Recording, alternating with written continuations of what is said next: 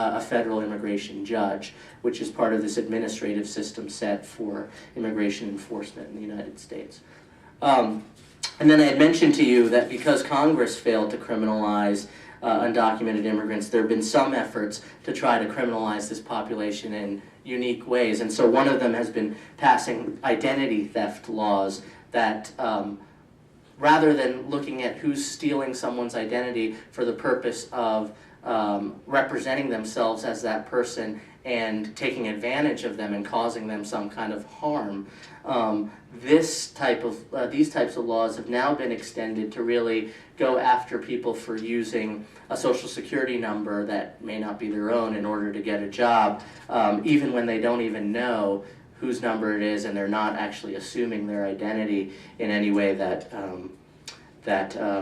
actually creates havoc for that other person. The other thing that we've seen is human smuggling laws, and there's been a lot of well-intentioned efforts to protect people from trafficking and smuggling. But what's happened in some places, most notoriously in Arizona, is that some rogue prosecutors have started using these anti-smuggling laws to actually prosecute and go after people who've been smuggled across the border and being exploited in almost indentured servitude type situations as co-conspirators in their own smuggling or trafficking. And so we have critical issues with how that's being implemented. And then lastly, I'll just highlight access to higher education. And here's kind of a bright note. Utah is one of the good states that has kind of created a way for undocumented students, many of whom have been in this country since they were little children and came into the United States through no fault of their own. They're high-achieving students who've been able to get themselves accepted into public colleges and universities, but wouldn't be able to go if they weren't able to pay the rates of other residents in the state. And so in-state tuition laws, 11 states have enacted these types of laws, including Utah. It's under threat every year. The legislature takes a look at it again, but so far it's survived every year of attack. There are 3 states that have actually barred in-state tuition for undocumented students, and then 1 state, South Carolina, that has taken the bold step of actually banning undocumented students from even attending public colleges and universities. We haven't seen that yet anywhere else. So what is the ACLU doing to address all this? We've got a multi-pronged strategy. Litigation is our traditional base of advocacy, but we've really expanded it in recent years and looked at how to address these issues at the legislative and policy level, public education to communities about their rights, and also public education of the general public about the impact of these laws, not only on immigrants, but on our entire community. And then finally, we're really looking to start monitoring, and some places have already done this, really monitoring and documenting and reporting on the impact of these laws around the country. So I'm just going to give you some highlights about our litigation.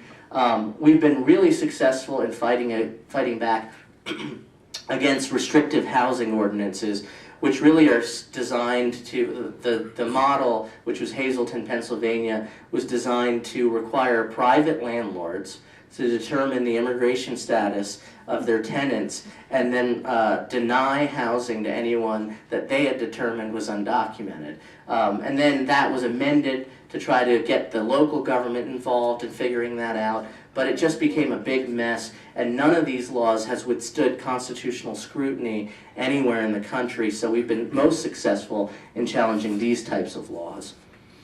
And then on the employment laws, it's been more of a mixed bag. So we had a big, in Arizona, which has a universal mandate that employers use E-Verify and employer sanctions.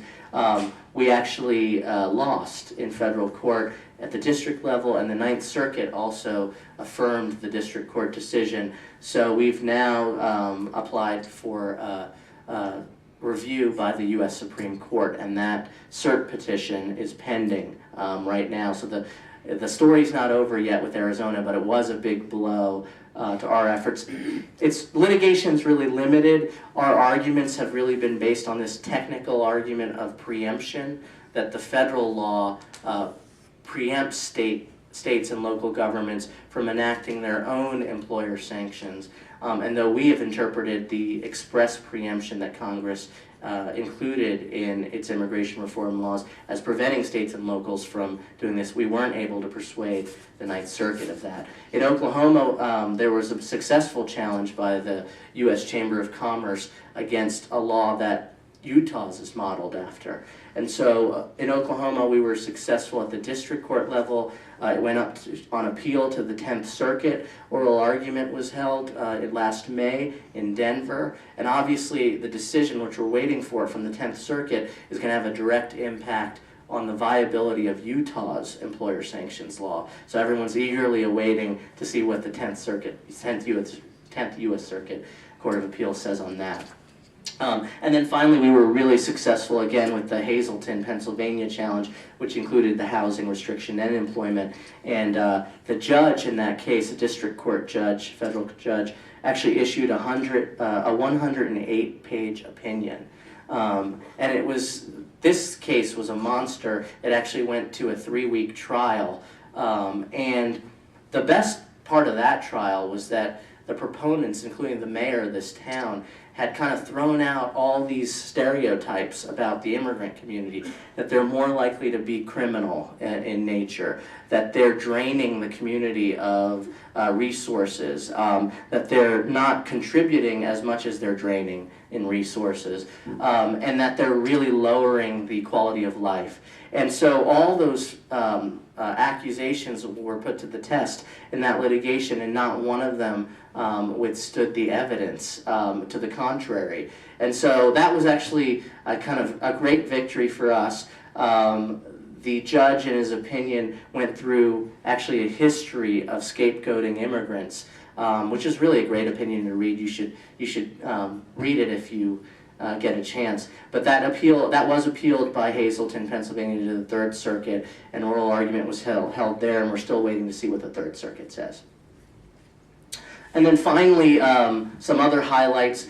I mentioned that Utah is one of the states where bail is being denied based on a presumption about people's status. We're challenging the denial of bail in Arizona. We're also challenging racial profiling that's resulted because of the use of local and state law enforcement officials, both in Maricopa County, Arizona, against the infamous America's Sheriff Joe Arpaio. I don't think his reality television show has started yet, but he's quite a scary guy.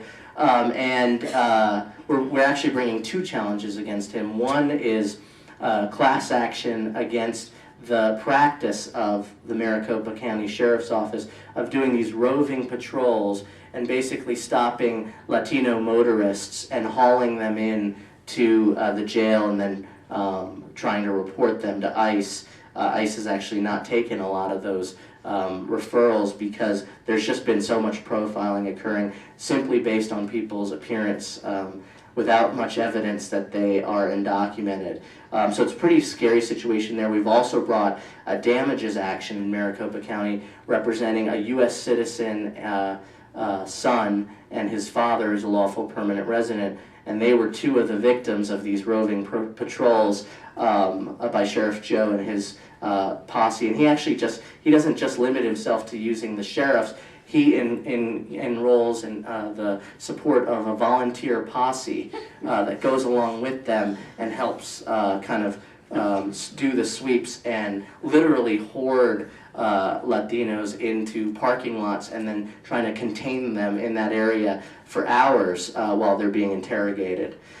So we'll see what happens with those. And lastly, just the anti-solicitation laws. There have been a lot of efforts to try to prevent people from gathering, day laborers from gathering in places to seek employment, and the ACLU's brought a First Amendment challenge, has brought a couple of First Amendment challenges to that, which have succeeded.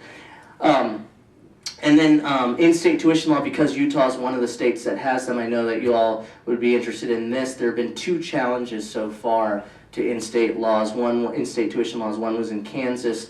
We won at the federal district court level in that case. And then more recently,